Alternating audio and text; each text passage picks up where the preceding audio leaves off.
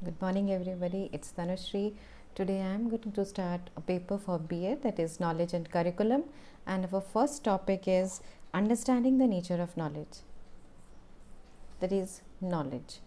वैसे तो नॉलेज को लेके सबके जग पास बहुत सारे कॉन्सेप्ट हैं, but the most important concept that was given by Lee. उन्होंने कहा कि अगर नॉलेज को हम विदाउट किसी कॉमन सेंस यूज़ करें तो it's just become a folly, that means we are using without any lack of good sense. इसीलिए हमें अपने कॉमन सेंस, अपोज हम लोग जा रहे हैं, हमारे घर में कोई गेस्ट आ रहा है, तो हम अपने गेस्ट को when we are serving something कुछ दे रहे हैं और with that very politeness that we are giving, that's called a common sense that we are offering somebody. So every time we say कि विदाउट कॉमन, हम लोग बोलते भी हैं कि common sense is not so common. So like that when we have a knowledge we use our common sense in a proper way. घर में किसी कोई बड़े का आना मतलब पाँव छूना। So all this things that we have in us, without method it is waste. If a teacher is going to a class and without any method, without any preparation, that means this teacher is wasting the time of the students, of herself or himself also. So always when a political party is going to face the election, that means before that only they have some propaganda, they have some method. उन लोग कुछ method follow करते हैं. Without method they cannot fight out. So with method they are going to do that. If there is no kindness, अगर हम कोई चीज़ किसी kindness के बिना हम कोई काम कर रहे हैं, with opposition we are doing something and without any kindness, हमें जस्ट जाना है और ये फेंक के वापस चले आना है, that means we don't have any kindness. So if we are doing some work that should be with proper kindness. Without religion it is death.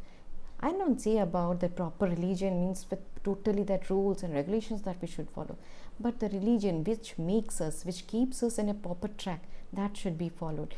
If we are not following any religion, anything, then that is equal to death. So again, with common sense, it is wisdom. Now, what now he wants to see. So when we are using our common sense, it is wisdom. So suppose रास्ते में कोई एक इंसान है, गिरा हुआ है, उसे चोट लगी है, he has hurted. So at that time हमें वहाँ जाना चाहिए और उसको हेल्प करना चाहिए. We don't see कि whether he is known to us or he is unknown to us, वो हमें चाहे हम उसे पहचानते हैं या नहीं पहचानते हैं. We just go there and we should offer our help to that person. So that is when we think something above that, above the common sense, that is called our wisdom. उसे हम wisdom बोलते हैं. That is not simple knowledge, that is above that.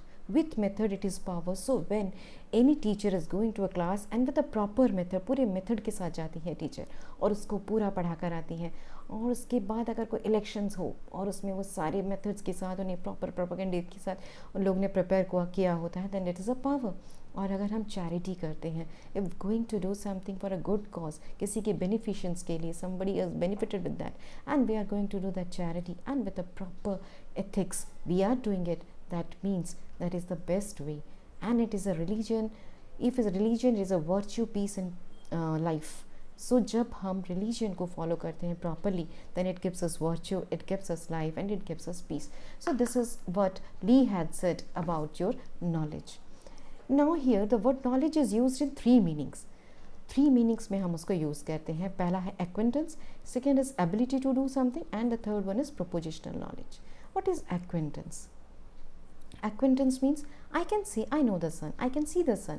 That means I'm acquainted, but I'm not deeply involved in that, or I don't have any thought or intention for that. I'm just thinking, I don't think, I just see and I can say that I'm acquainted. मैं उस sun को देख रही हूँ, बहुत ही खूबसूरत है या कैसा है, I don't know, but I know I'm acquainted with that sun.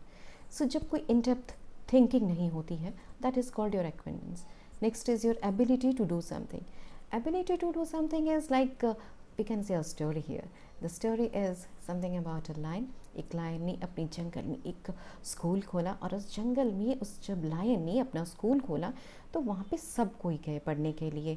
सबके बच्चे, हाथी के बच्चे, ज़राफ के बच्चे और सारी मछली के भी बच्चे, all of them were going to that school. But one day what happened, that monkey child was the first. बंदर का जो बेटा था वो फर्स्ट आया, और हाथी और ज़राफ उसके बेटे फेल हो गए, बेटे और बेटी फेल हो गए. सो व्हाट हैपन, अब भाई उनकी माँ को आया गुस्सा और उन्होंने दिया उन्हें खूब पिटाई कि भाई इतनी कैसे तुम फेल हो गए, how can you be fail. So at that time one man, very old man was sitting over there, or not, I cannot say old man, very old chimpanzee was sitting over there. उन्होंने उसे देखा और बोला क्या बात है, आप क्यों पीट रही हैं अपने बच्चों को. तो जब उन्होंने बोला कि भाई पेड़ चढ़ना था एंड द एग्ज़ाम वाज कि पेड़ पे चढ़ना है और पत्तों को खाना है, but giraffe and elephant was failed, so मैंने पीट रहे हैं, and monkey became first. Then that chimpanzee, that old chimpanzee said, so why should they climb the tree? उन्हें पेड़ पे चढ़ने की ज़रूरत ही नहीं है, वो तो नीचे से अपनी ट्रंक से ही पत्तों को तोड़ सकते हैं। अगर जिराफ ने अपनी गर्दन ही घुमाई तो वो पत्तों को तोड़ सकता है। तो जब ये काम उनकी एबिलिटी है कि वो नीचे से ही कर सकते हैं, तो उन्हें उस काम को करने के लिए पेड़ के ऊपर चढ़ने की कोई आवश्यकता नहीं है। This is what the ability we have, what we have we are with us. Like a swan, we can not say कि स्वान को स्विमिंग सिखाना पड़ेगा, they know how to swim, so that is ability to do something. Next is your propositional knowledge. Propositional knowledge is your declarative knowledge, which is there, which is truth, which has been fixed. That is your propositional knowledge. Now, what is the nature of knowledge? If I say about the nature of knowledge, the first one is knowledge is rational. Knowledge is rational means which has some reasoning.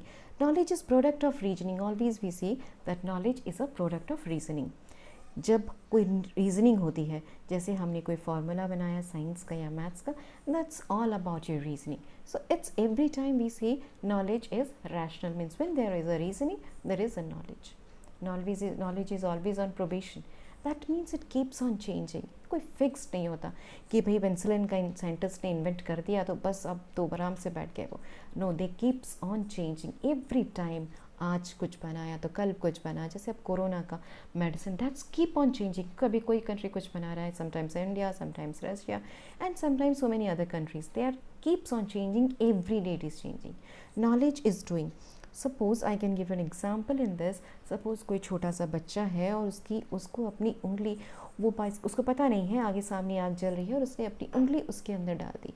जब उसने अपनी उंगली उसमें डाली तो उसके हाथ जल गए. That means knowledge is doing. By doing something the child came to know if I put my finger in that it me hamper me, मुझे हर्ट हो सकता है, मेरी उंगलियां जल सकती हैं, तो वो उसके बाद से वो काम करेगा ही नहीं.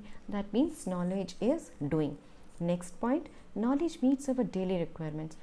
Suppose what is our daily requirement. हमें मार्केट जाते हैं, वहाँ से कुछ हमने ब्रेड्स खरीदे, मिल्क खरीदे, हमने ख़रीदा, पर हमको पैसे देते वक्त हमें पता ही नहीं है कि हमें देना कितना है. दुकानदार ने बोला आपको 50 रुपये देने हैं, we just give it to it and come back. No, but knowledge is there when we know addition and subtraction. हम उस दुकान पे जाते हैं and we give the money exactly that should be. हम उतना ही दे के आते हैं जितना उसको देना चाहिए.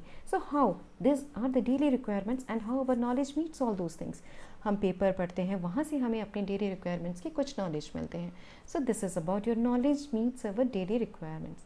Next, knowledge always signifies some object or belief. हम किसी ऑब्जेक्ट से, किसी चीज़ से, कुछ चीज़ों से ही आप अपना बिलीव कर सकते हैं. चाहे अगर मैं सामने एक चेयर देख रही हूँ, चाहे हम सामने कुछ बक्सा देखें या anything that we want to see, any chair, table, stools, whatever it is we want to see, from that object we get some knowledge. हम चेयर को देखते हैं तो लगता है इसके 4 पैर हैं, उसके ऊपर हाथ रखने के लिए हैंड रेस्ट है, so many things. So these are the objects which signify some knowledge.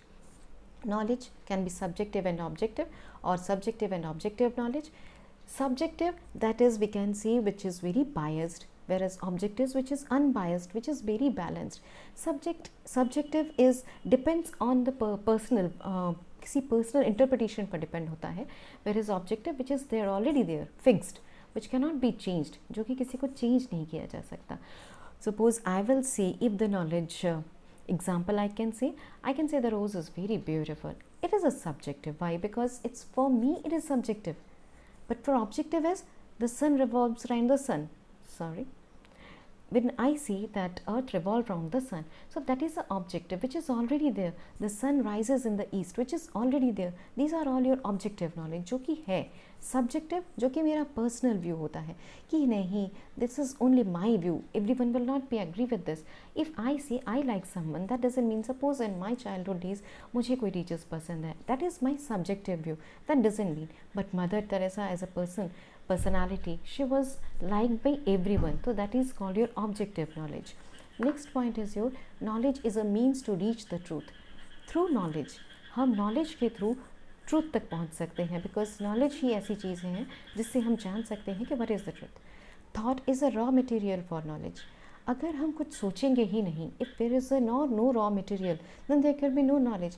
Our thinking process, जितना हम सोचते हैं उतनी ज़्यादा हमारी नॉलेज बढ़ती है. कोई भी साइंटिस्ट हो, कोई भी है, उन्हें सोचना पड़ता है, तो वो जो सोच होती है एंड जो thought that was a raw material for the knowledge. Next, language is the vehicle of knowledge. अगर हमने सोच भी लिया, सब कुछ कर लिया, तो अब हमें चाहिए कुछ साधन, कोई व्हीकल जिसके थ्रू हम उस लैंग्वेज, उस नॉलेज को निकाल सकें. And that is our language. Like now I am producing something, I am saying you something, that is just because of language. If there is no language, then I cannot say that there is any vehicle of knowledge. Then next point, meaning of words, terms, concept form the foundation of knowledge. So whatever the terms, concepts, कुछ भी हो, all those things, words हो, कोई terms हो, कोई concept हो, all those things are the foundations of your knowledge. Next point, structure of knowledge is based on facts and values. That we all know कि अगर कोई facts and values नहीं होंगे तो कुछ knowledge भी नहीं होगा. So definitely for anything, any knowledge, there should be some facts and values. Next, or I can say last but not the least, is knowledge is cumulative. When we say knowledge is cumulative, that means it leads in gradual development. It's the skill, the improve over time period. It is called cumulative. That means it keeps on changing. It is a gradual change day by day which keeps on changing. This is all about your knowledge paper. Thank you all. Have a nice day, all of you.